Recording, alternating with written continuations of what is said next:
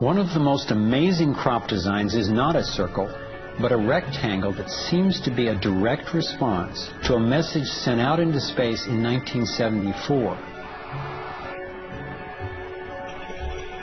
The message was a radio signal depicting our planet's location in our solar system and Earth's people, in hopes that it might be received and interpreted by an extraterrestrial intelligence.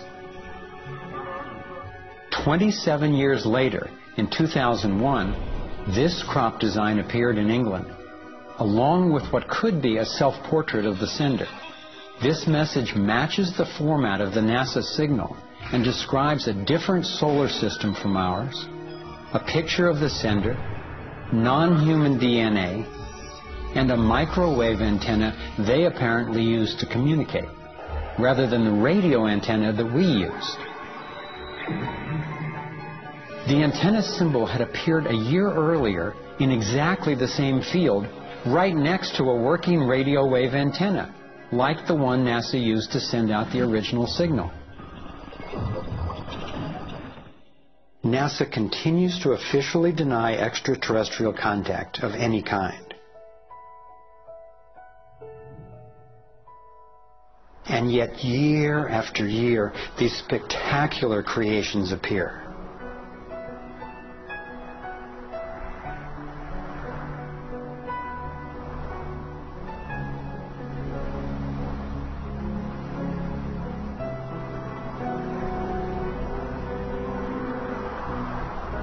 So what might these remarkable designs mean? Here are some two-dimensional versions that seem to be revealing the torus in 3D.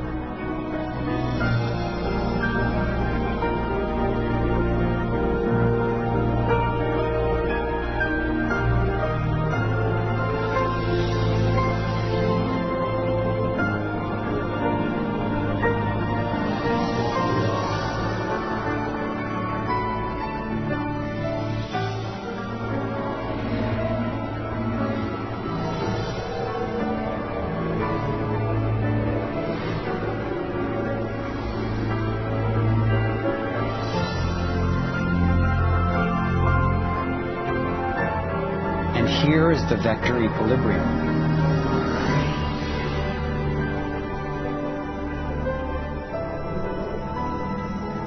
And the related pattern of 64 that we saw encoded in the arts of so many ancient cultures.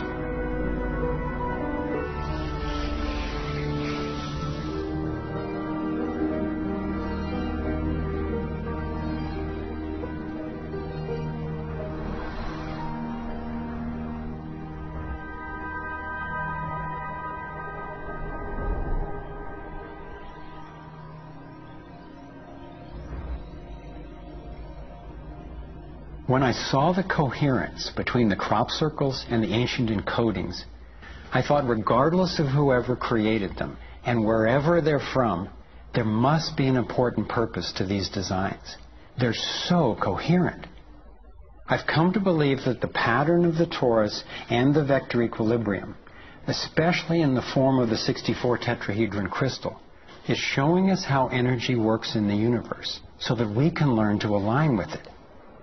I believe that they're giving us a model for accessing energy in a clean, safe, and limitless way, and a new means of propulsion.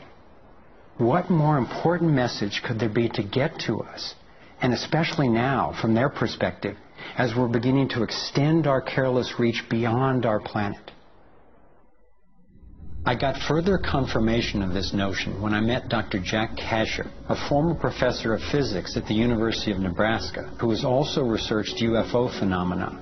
Presenting at a Sequoia symposium, Dr. Kasher showed a remarkable series of drawings by a woman named Lane Andrews, who claimed to have been invited onto an extraterrestrial spacecraft. I was startled to see her detailed sketches of the toroidal energy field that she said propelled the vehicle and protected the passengers. I subsequently interviewed James Gilliland. James has many hours of UFO footage from his ranch near Mount Adams in Washington State. He also claimed to have gone on board an alien spacecraft. What blew my mind was that he had never met Lane Andrews and had no knowledge of her experience, yet he described a phenomenon that was amazingly similar. Numerous ships with spinning rings of light.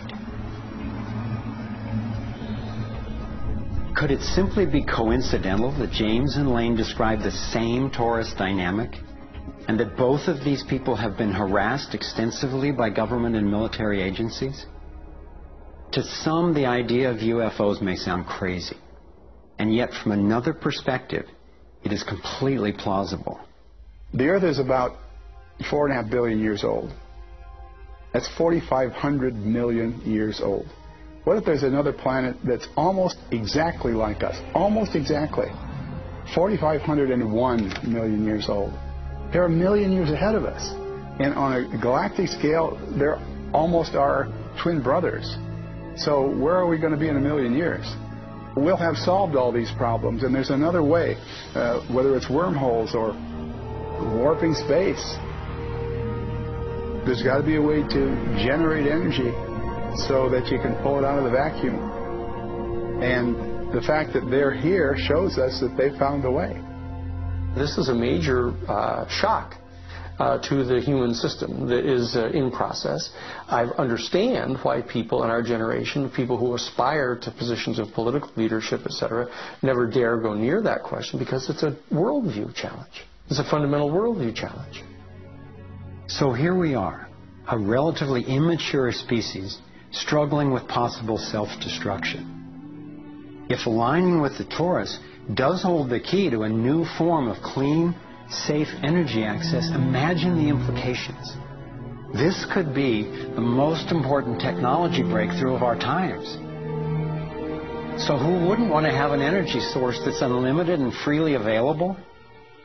That turned out to be a key question. And that's what led me down the next rabbit hole.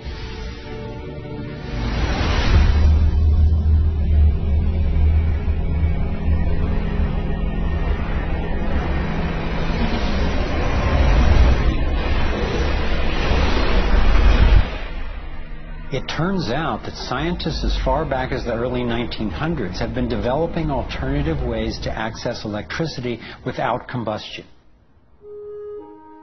Nikola Tesla believed he had tapped into what he called radiant energy. Many scientists believe he was accessing what's now called free energy. But before Tesla could finish the project, his financier, banker J.P. Morgan, who had a monopoly on the copper used for electrical lines, recognized how Tesla's invention could transmit electricity without wires. He then shut down Tesla's funding. Tesla's lab was burned down and he was ostracized, all for trying to implement his vision of unlimited energy for everyone.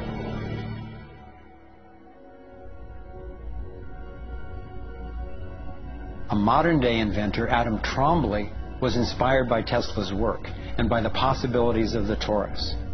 Trombley built a dynamo, a direct current generator that accessed electrical power right out of the air. We were trying to demonstrate that by mimicking the magnetic field of a planet and rotating this device, we could actually create a dynamo that would work. And in fact, it did work, and it does work. So when we contemplate nature, when we contemplate Jupiter, or we contemplate a dynamo like the Earth rotating in space, we're basically talking about a magnet which is rotating in space. And the lines of flux of the magnet are pouring down and through in this toroidal pattern of the magnetic field. It's also expanding and contracting. It's breathing. It's taking in the energy of space literally and transforming it. Right here in this toroid, we have enough energy to transform the entire Earth. And that's not just a theoretical statement, it's literally true. To contemplate the implications of this means that every single place on Earth suddenly has power. Every single person on Earth suddenly has power. We have universal abundance. Trombley had been invited to demonstrate one of his generators at the United Nations and the U.S. Senate. But these events were undermined by the first Bush administration. Then the device itself was taken in a government raid. Trombley's experience isn't unique. Almost every time I found an inventor with a promising new technology in the field of free energy, he told a similar story of suppression.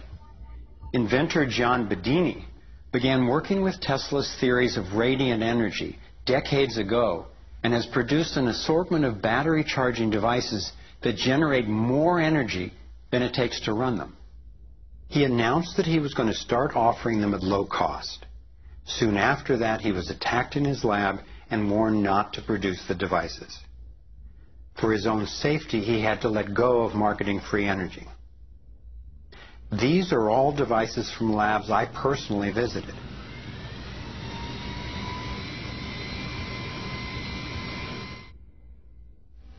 No.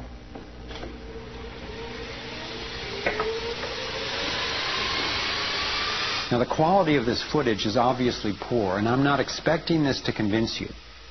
My point is that being there with these inventors, accompanied by experts, and seeing these new energy devices in operation convinced me that the technology is real. And the implications of that to me are absolutely thrilling.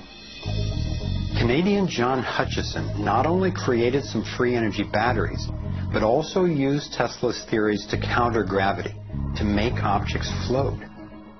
This could revolutionize the field of propulsion.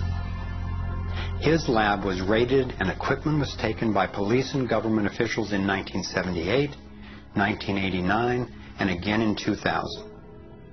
One of the scientists we were going to interview for this film was Dr. Eugene Malov, an engineer from MIT and Harvard, and editor of Infinite Energy magazine, which covers both theoretical and technological developments in the new energy field.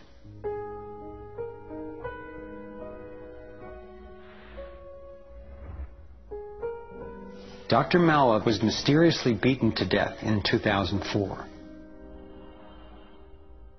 If these inventors were all hoaxers and charlatans, I wondered, why are they being suppressed so consistently and so brutally? I asked free energy inventor Adam Trombley why he thought this technology was being suppressed, and if the UFO phenomenon was related. We've had major military people at great risk to themselves say, yes, these things are real. Why do you think the military-industrial complex doesn't want that statement to be made? Because you start thinking about what kind of technology is behind that. That's the bottom line. The suppression of UFO phenomena is hand in hand with the suppression of so-called free energy. The energy is extracted from the fabric of the space around us, which means it cannot be metered. That is a direct threat to the single largest industry in the world, energy. It's goodbye ExxonMobil, goodbye oil, goodbye coal, goodbye linear transmission of electricity through power lines, all that gone.